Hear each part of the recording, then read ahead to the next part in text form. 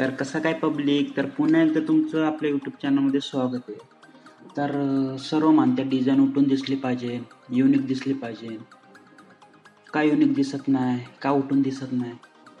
तर त्याचं एकच रिझन आहे की तुम्ही जे कलर यूज करता डिझाईनमध्ये ते योग्य प्रकारे यूज करत नाही.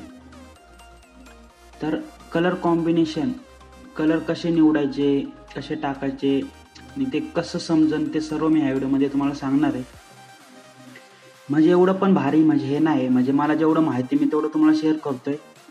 त्यामुळं तुम्ही व्हिडिओ पूर्ण बघा आणि जे चॅनलवर नवीन आहेत त्याने जाऊन चॅनलला पहिलं सबस्क्राईब करा आणि साईडवाला बेल आयकॉन नक्की प्रेस करा. कारण तुमचा भाऊ असंच नवीन नवीन व्हिडिओ तुमच्यासाठी घेऊन येत राहील. त्यामुळे तुम्हाला चॅनल सबस्क्राईब करायचे. तर मी तुम्हाला दाखवतो तुम्ही काय करायचे. बेसिक आहे, जास्त व्हिडिओ मोठा पण आहे आणि मी तुम्हाला डायरेक्ट गुगलवर सर्च करून सर्व नाही का एक्झाम्पलमध्ये कसं काय सर्व मी तुम्हाला गुगलच्या माध्यमातून सांगणार आहे. त्यामुळे व्हिडिओ खूप मोठा पण नाही, त्यामुळे व्हिडिओ पूर्ण बघा. तर मी गुगलला आता गुगल ओपन केलंय. आता एवढं मी तर काय केक पोस्टर टाकलं, आता एवढं बॅनर बनवलेले ते. ह्यामध्ये तुम्ही एक नोटीस केलंय का, जे फॉन्टचे कलर आहेत आणि जे वापरलेले प्रोडक्ट आहे, म्हणजे असं केक असं, म्हणजे आपण बॅकग्राऊंडला कुठला कलर द्यायचा, कुठला कलर घ्यायचा, फॉन्टला कुठला कलर द्यायचा हे आपल्याला प्रोडक्टवरनं समजणार आहे. समजा तुम्ही एखादी लग्नपत्रिका बनवली, त्यामध्ये बॅकग्राऊंड यूज केलं, त्यामध्ये फॉन्टचा कलर आणि बॅकग्राऊंडचा कलर ना मॅच झाला पाहिजे. आणि एका डिझाईनमध्ये ना जास्तीत जास्त ना तुम्ही 3 ते 4 कलर यूज करा, जास्त बी करू नका, कारण ते लई ओव्हर होतं, मग मल्टी कलर होतात. तुम्हाला मी अजून दाखवतो. आधी एज्युकेशन पोस्टर टाकलेलं, इथं पण तुम्ही बघा. आता इथं हे जे मॉडेल आहे त्याचा ड्रेसचा कलर आणि बॅकग्राऊंडचा कलर मॅच झालेला आहे.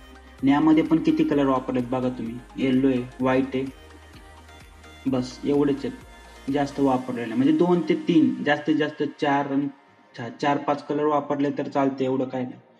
त्यामध्ये तुम्ही बॅकग्राऊंड प्लस तुमचं जे ऑब्जेक्ट आहे हे मॅच झालं पाहिजे बॅकग्राऊंडशी. म्हणजे तुम्ही कुठला बी डिझाईन बनवा, तुम्ही कसली पण. मग ते समजा तुम्ही वाढदिवसाची बनवता, ते आता समजा एक मॉडेल असेल, त्याचा शर्टाचा कलर समजा रेड असेल, तर तुम्ही बॅकग्राऊंड ना त्याला मॅचिंग घ्या जरा थोडासा युनिक. आणि एवढं म्हणजे वाढदिवसाच्या बॅनरला एवढं काही फरक पडत नाही, पण तुम्ही जे पोस्टर बनवले, मग ते केक शॉप असो, एज्युकेशन असो, काय बी असो, जिमचं असो, कसले असो, ते मॅचिंग बनवा.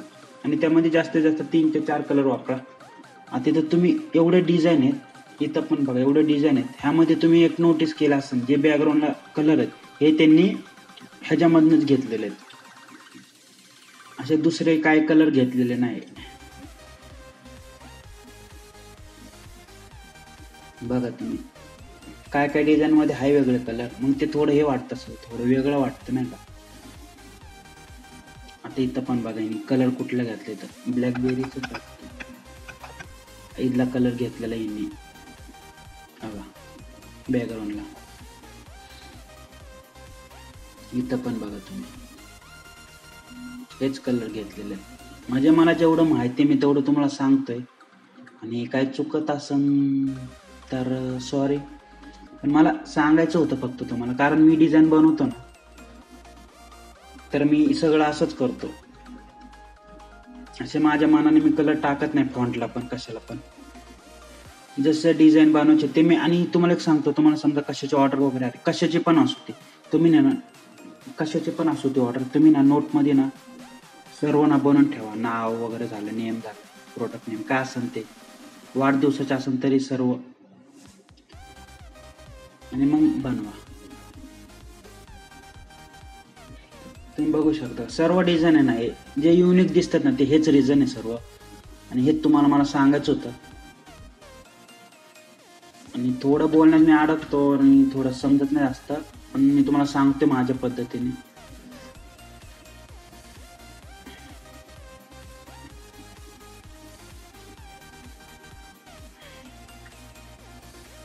सगळ्या डिझाईन बघू शकता तुम्ही, तसेच आहेत.